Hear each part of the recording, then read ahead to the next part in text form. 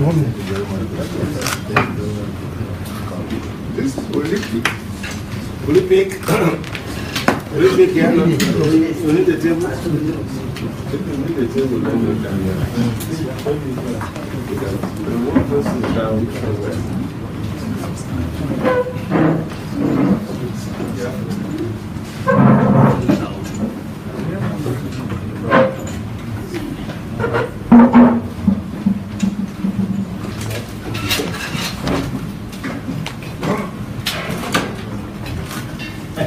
How are you?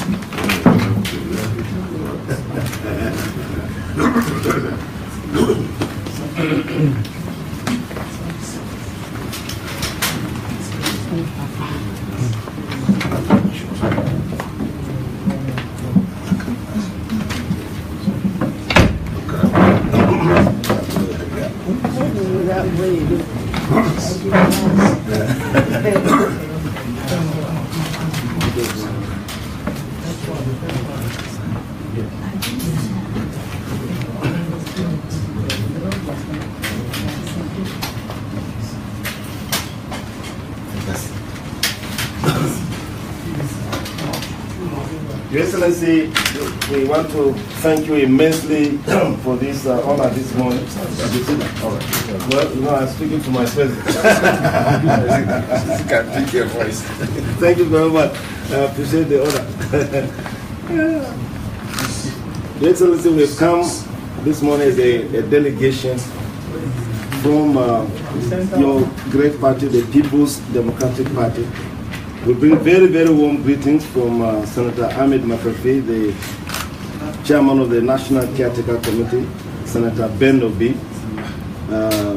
We've already submitted the report. They've mandated us to submit copies of the report to Your Excellencies. And so we are very, very delighted to be here this morning. And I want to thank this delegation. They had to assemble very quickly from various parts, and that's I'm deeply appreciative of their making the time to see Your Excellency. The committee was set up in November last year by the party. It's a large committee. We then, after our first plenary session, which lasted about 3 days, we worked very hard to identify the key problem areas that are affecting the party and came out with about 11 major areas that we needed to look into seriously and then find solutions. And the 11 then turned out to be the main syndicate groups. So instead of subcommittees, we organized the committee into problem-solving syndicate groups, and chaired by some of the very distinguished ladies and gentlemen that are here. For example, Syndicate 1 was chaired by Chief Tommy Kimi and Hajia Zainab Maina.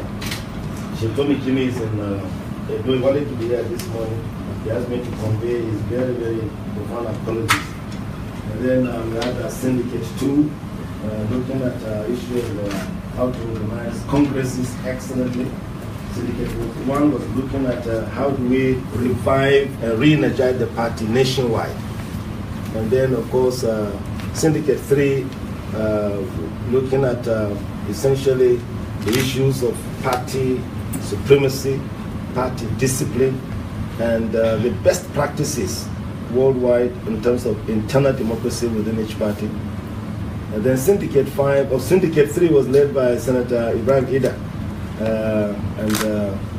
They will now have Syndicate 5 that looked at review of our constitution and revision of the manifesto, led by Dr. Muazu Babangida Aliu and Right Honorable Emeka Ihediwa. Then Syndicate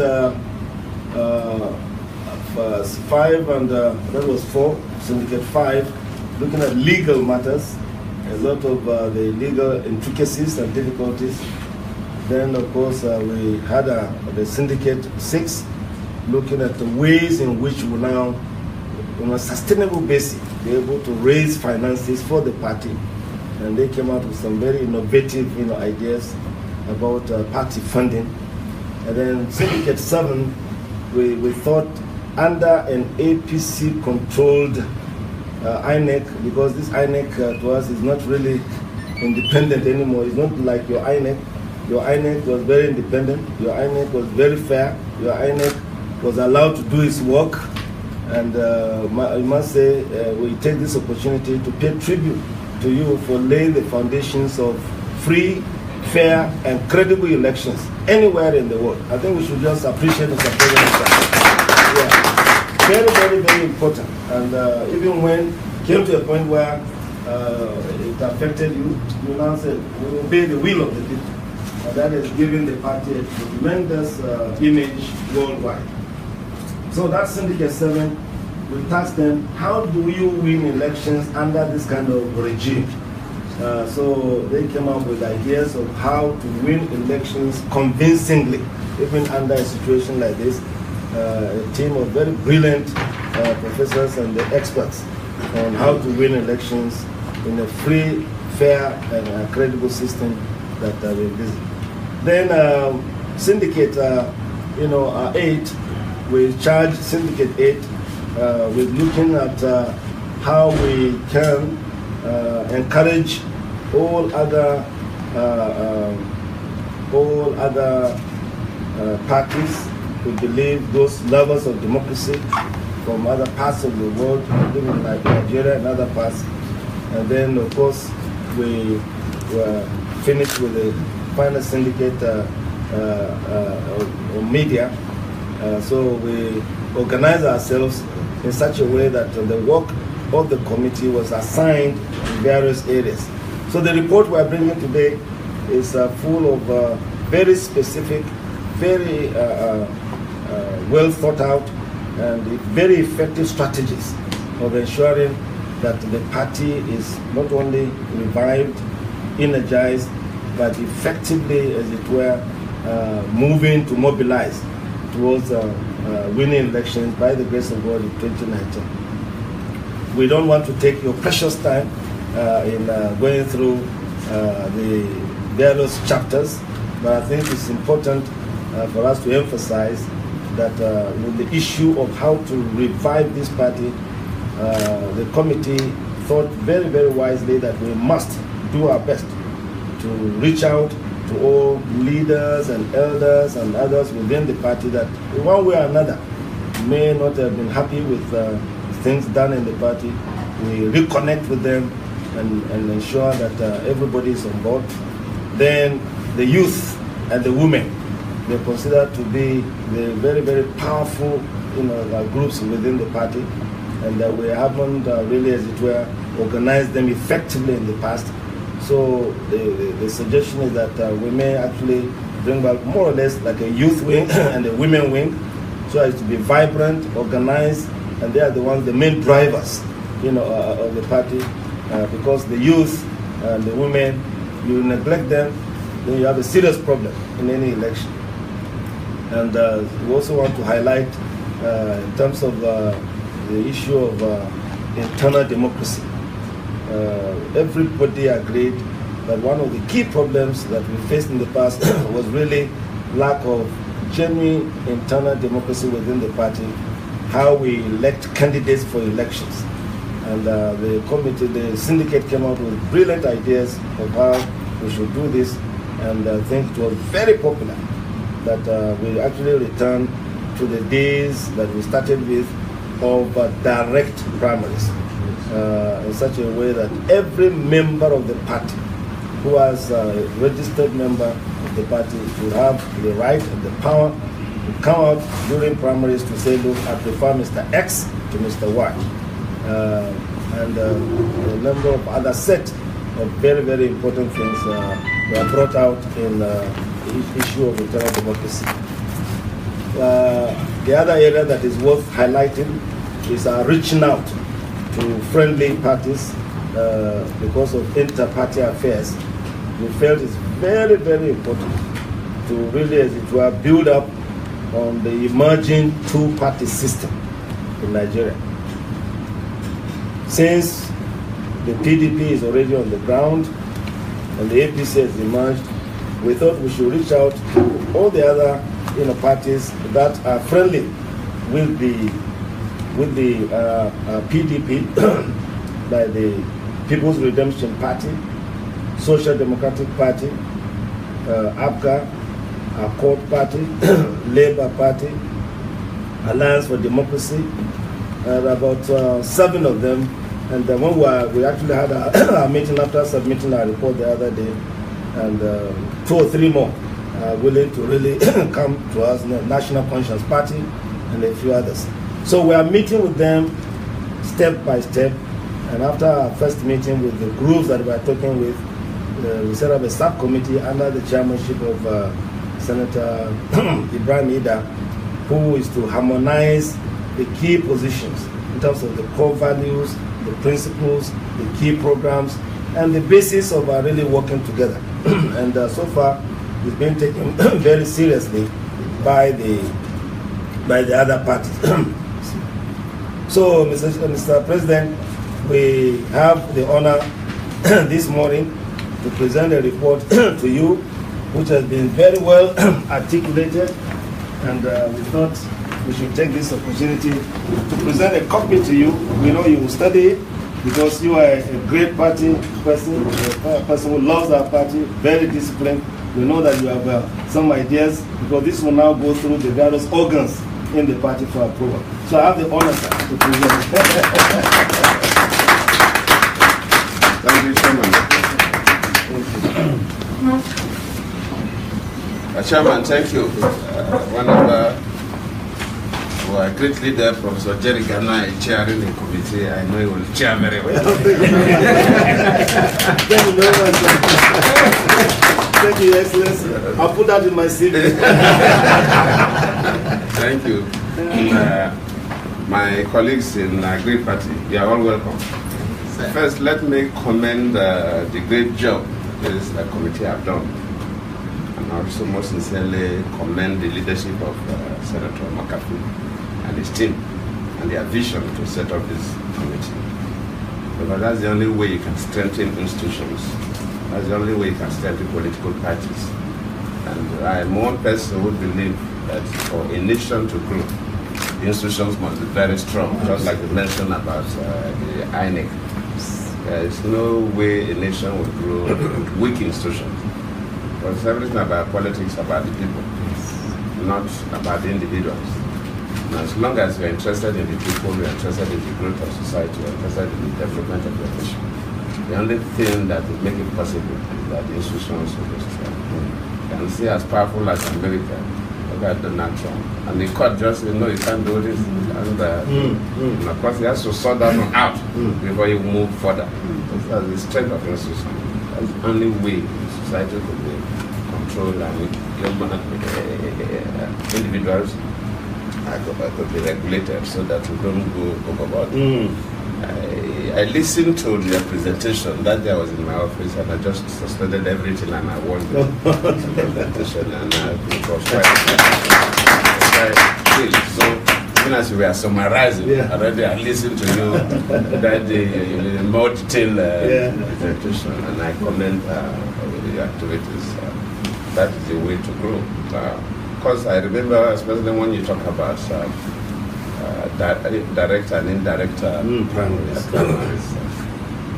Direct primaries is ultimate. It's the best way of selecting candidates. But the greatest problem society have is how to manage direct primaries.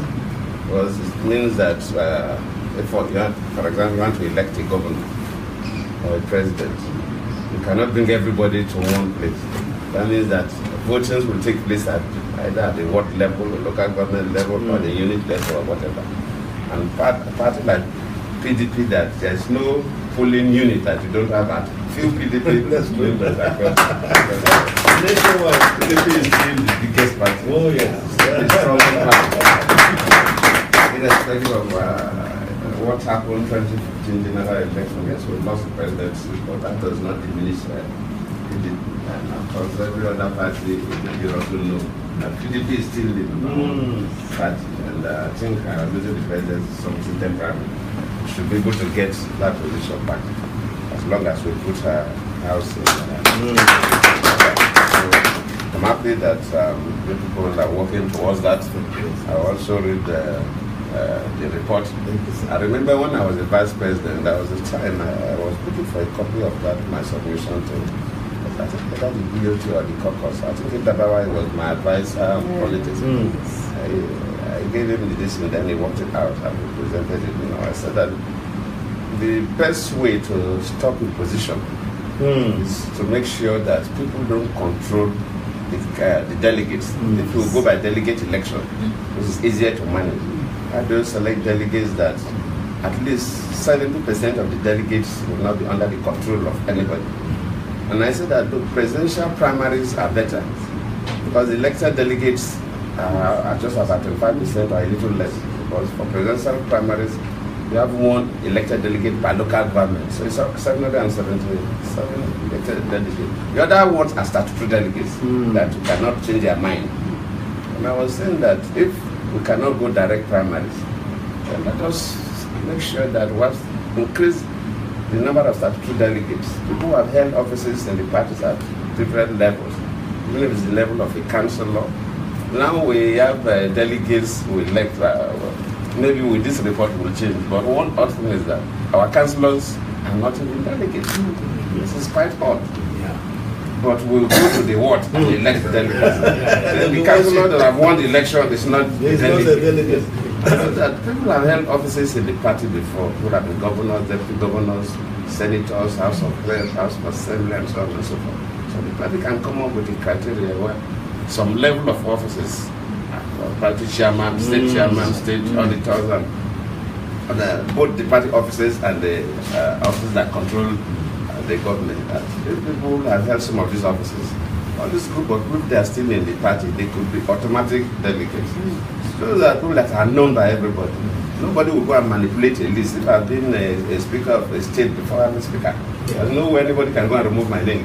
So you will not manipulate. So by the time we have a reasonable number of statutory delegates that are more than 3/4, more than 5% of the total delegates that will vote, then it becomes difficult for somebody to go and manipulate that list. At best, you can go and lobby. Of course, it's all about talking to people. So if you talk to the people at the poll, vote for you, fine, but at least nobody will wake up and come and write. Because I would some people and write a list of delegates, then go and count that delegates in 1 to 10 and yes, so those are the things I was suggesting. Direct primary ultimate, but my worries is managing direct primary. So almost like general election. But I heard you very well that day. You said that there's recommendation for direct primaries, but in the case there will be no direct primaries, there's an alternate. But Dr. Babangida was they worked out an alternative in case. So I'm quite pleased with that. But as a summary, I have to thank all of you. This is a way to strengthen the party, and I believe the reforms are made. Now we have made the youth wing. Before we had youth, we have women, but they were not really well defined by our own constitution. So though they were doing very well, because we cannot win election without the youth and the women. That's true. Because they are more than 80% of the voting population. Oh, somebody is smiling. They didn't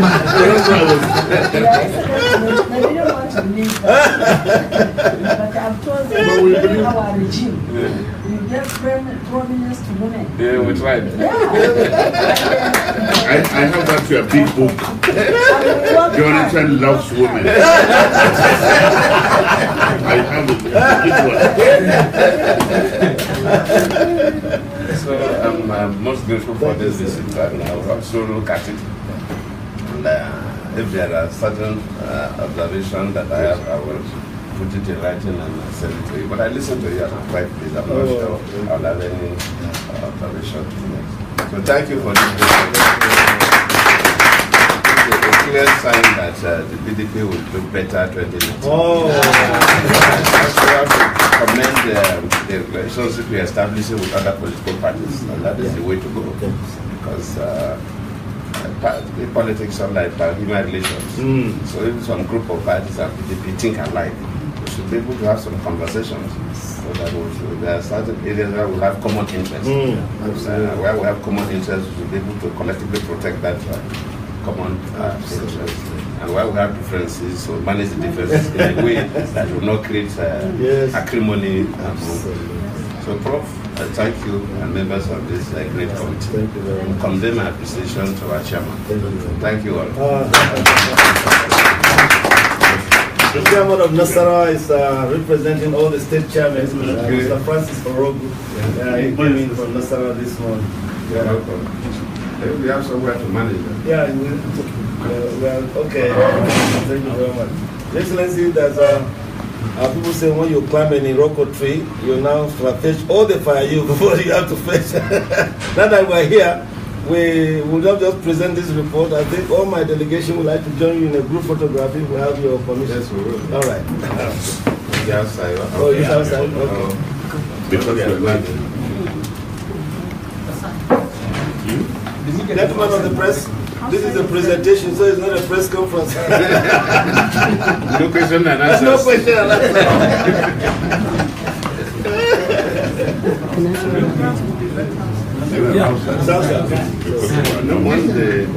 If they remove this, we can achieve it. So when you are ready, gentlemen of the press, that's the presentation. We'll just have a good photograph outside. So you may want to put... Let's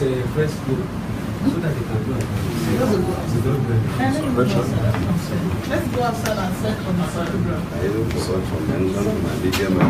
Oh, sorry, but it's such a short notice. But thank you very much for the